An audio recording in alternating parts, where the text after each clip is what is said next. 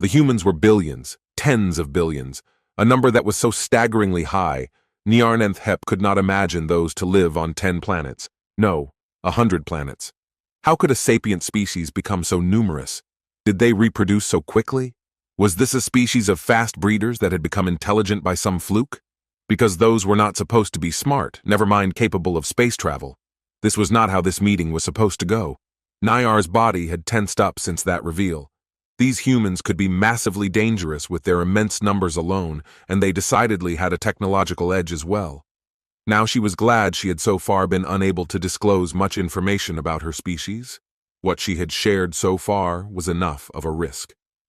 There was nothing left to do but break this meeting off and share what she had learnt to warn everyone.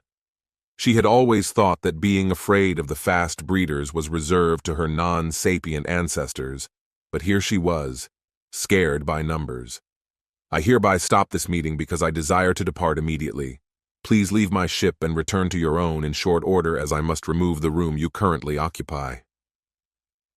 Unsurprisingly, she felt great confusion from the human when they had fully heard her words from their interpreter machine and made the attempt to find out more about her reasoning. Please tell me why, Neil desperately pleaded again at the unmoving, now mute alien being. What had she done wrong? It was clearly a reaction to the information on the population count of humans.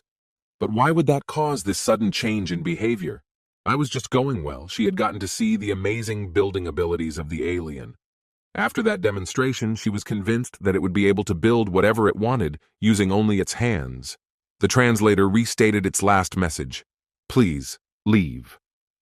She walked right up to the transparent barrier to be as close to the sapient alien creature as possible, looking right into two of its black eyes. After breathing deep, she said, Okay, I will leave. But first I want to tell you this. I came here with the promise of peace, and I don't know why our population count has turned you away. You must understand, we may be many, but right here and right now, we act as one. Far and wide we have been looking for intelligent life and other sapient species, and there is nothing else we desire from whomever we may stumble upon, but friendship. If you have found yourself to trust me the slightest bit, I ask of you to extend this trust to all humans, and accept that our sincerest wish is for harmony between our species. Neil gave it a minute of unbroken eye contact before she conceded. There would be more chances to establish contact with them, and she did not want to cause a diplomatic incident by overstaying her welcome, so she turned around to set down the translator and pick up the mechanical clock that was still resting on the chair. Without looking back, she began walking through the hallway towards her ship. Her eyes easily followed the rounded walls and soft curves, running unbroken right up to the point where the human-made docking tunnel connected. It was quite the contrast in materials, but the metallic ring joined seamlessly with the matte, organic-looking surface. There was not the slightest gap visible between them, and they formed an airtight seal without the usual locking mechanisms. She was about to step over that connection when she heard the childlike voice of the translator speak out to her. Stop. Apparently there was a volume level minimum for the interpreter, because it did not do its thing and remained silent.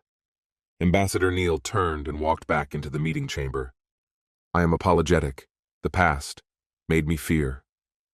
This time she was close enough and got to hear, I am sorry for the rash reaction, as this is a development I had not anticipated. I thought the humans to be a localized hive species with a shared intellect and a therefore limited population count. Now I know that none of my assumptions are true. It is heavily ingrained in my biology to be exceptionally apprehensive towards small creatures in great numbers, as they had been the predators that preyed on the ancestors of my species.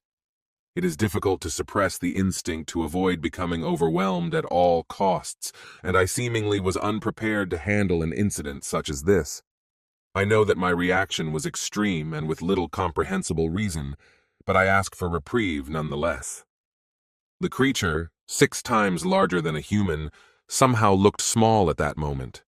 Or was that merely a fluke of imagination? Neil did not know what to think about the explanation. How would she have reacted if she had met a sapient species that was wolf-like, or looked like xenomorphs? Would she have stood above her instinctual monkey brain? Though for her, it was clear that this incident was merely a blunder on the way to a better understanding, and without having to think about it, she replied, "I am glad you have thought it over, and am thankful for your explanation. I now understand why you reacted the way you did, and I see no reason not to forgive you and move on." Neil had underscored her words by nodding, and to her utter surprise, the broad and flat head of the alien nodded in return. Before she could express her astonishment, the translator chirped, "All humans? On one planet? I wish to leave this lamentable event in the past as well, and am grateful for your understanding and forgiveness. If I am not overstepping bounds, I would like to know how you have made a home for this great number of humans on your planet Earth. And how are you providing so many with biological resources? Would that not exhaust your ecosystem? Or are you using spaceborne habitats to expand the former and your machines to help with the latter?" Niar had not been able to relax yet, and hearing the staggering population numbers the human was talking about absolutely did not help. For a start, apparently their home planet Earth could sustain the near-incredible number of 14 billion humans, supported by technology and machines. Spaceships and habitats on otherwise lifeless planets and moons in their system gave home to nearly a billion more. And then came the next surprise. They had colonized 25 planets with a habitable biosphere outside their home system, where all the rest lived. She had assumed the meaning of colonizing to include creating an ecological environment that would naturally support humans. But would that not utterly destroy those worlds if they already had an ecosphere? Maybe she had misunderstood? Her curiosity keeping her short, she put together and sent the question, "The 25 planets outside your home system, how did you choose them for colonization? And how many more have you found that would align with your criteria?" And the human explained how their main focus lay on finding planets with advanced plant life. They also did not mind finding fauna, since any animal they have discovered so far was immeasurably stupid. Then they added that it found around 150 more candidates for colonization. Now Nayar's instincts went right back to telling her that the humans were a threat. They were actively searching out alive planets to then bring thousands upon thousands of humans there to tear down that life and then replace it with whatever would benefit them. She knew that planets the humans were looking for were numerous, but that would surely not protect them from being depleted at some point. And maybe these were then even the same planets Niar's species would seek out for their offspring that had reached independence. "I would like to know how the colonization and selection process works and where the candidate planets are that you have found." They began explaining about scout ships they would send to scope out star systems, going out from their own home system in the center of the search radius. But the process of establishing a settlement sounded like nothing Nayar would have assumed. Apparently, they would first create a small foothold and carefully research each world before fully committing. There was some more information after that, but it was words about technology she did not understand. The important part was, it did not sound like they would conquer and subjugate those live planets like she had assumed. Carefully, she worded her next question. She did want to remain diplomatic. "So you do not destroy the ecosystems you convert? Confusion, but then quickly followed by shame?" They stated to do their best to highly limit the changes to worlds they would choose to colonize, since they had nearly caused an ecological collapse of their own world when they had still been a single-planet species. They called this stance the maxim of exoplanet conservation and said it would be held dearly by all humans. She was astonished from what the human had told her. Their own world had been damaged by them so much in the past that they now made an effort not to harm any other? Though it was not hard to picture how a species that could grow so numerous would become a threat to the planet it developed on. She briefly imagined a swarm of millions of humans trampling through rich vegetation, devouring everything and leaving barren land behind. It was a disturbing picture, and she was glad it did not line up with the truth. Also, they seemed content in remaining in the sector where they had their home system. "So how many planets do you live on, then?" slid Neil the question about population carefully back. 1,742. If she hadn't been this shocked, she would have maybe made noises of surprise. How could this alien be afraid of the humans? How many were there, living on that many planets? Neil waited for context, But the interpreter was silent. The number was all it had said. You have colonized more than 1,700 planets? Planets are, not colonized, came from the translator. And a second later, the synthetic voice spoke from her earpiece. My species does not colonize planets as there is no need for it. There is solely one independent juvenile of my species living on every other planet besides the origin world. That did clear up nothing, and just threw up more questions that burned on her tongue. There were children that had to live off-world, all alone on a whole planet. Neil had begun fidgeting again. The clock in her hands was at least a very good distraction as she continuously flipped it and drummed on its glass. She turned up her diplomacy and asked, I might be understanding this wrong without context or by drawing parallels to my own society, but could you please elaborate on your statement that there are some children housed in planetary isolation? The translator spoke through so much noise, she barely understood the two words. All children. Instantly, her hand went to the earpiece, pressing it into her head while tonelessly forming the words, You better interpret the shit off of that. The seconds went by, and only prolonged the silence. After half a minute that had felt like an hour, she could not stand to wait longer. Could you please simplify your answer?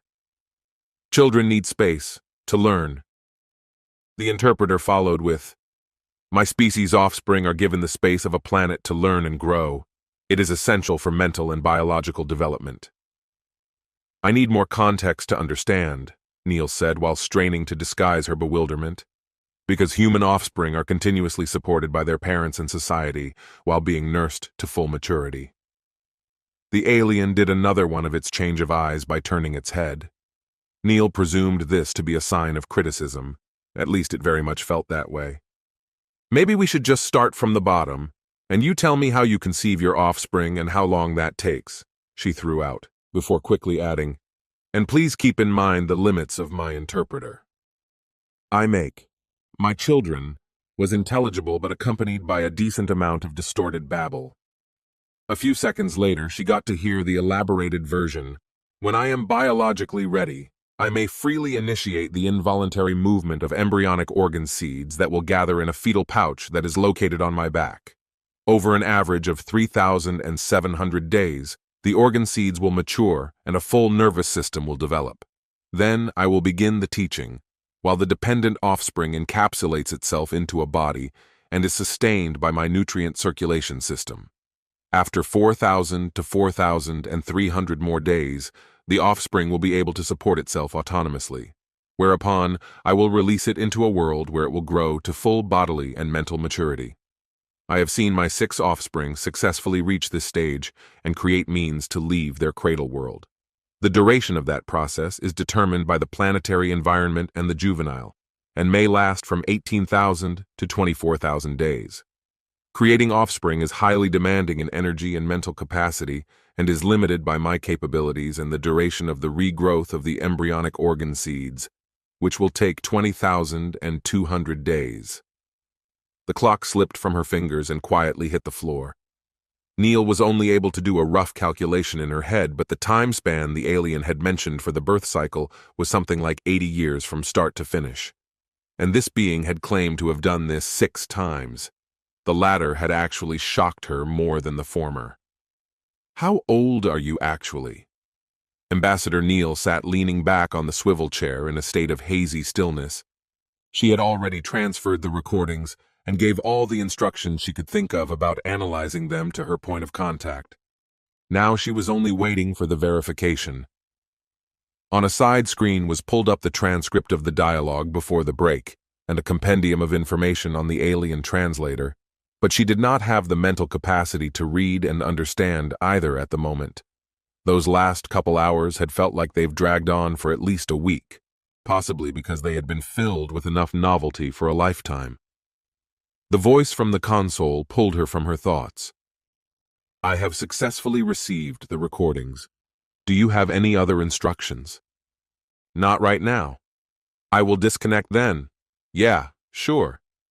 See you on the next scheduled check-in. She replied in a vaguely agreeing noise.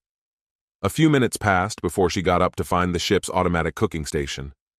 Right now, she needed a nicely cold water, a hot, protein-rich meal, and a sugar-laden, fatty dessert, in that order. While her cup was filled by the water dispenser, she contemplated the last piece of information she had learned, after which the alien had requested a long break to rest, as if Neil had been able to intake much more anyway. She had slowly gotten to see it as an equal, despite the differences. But how could they be, when that being was nearly as old as the Renaissance? 998 years, to be exact.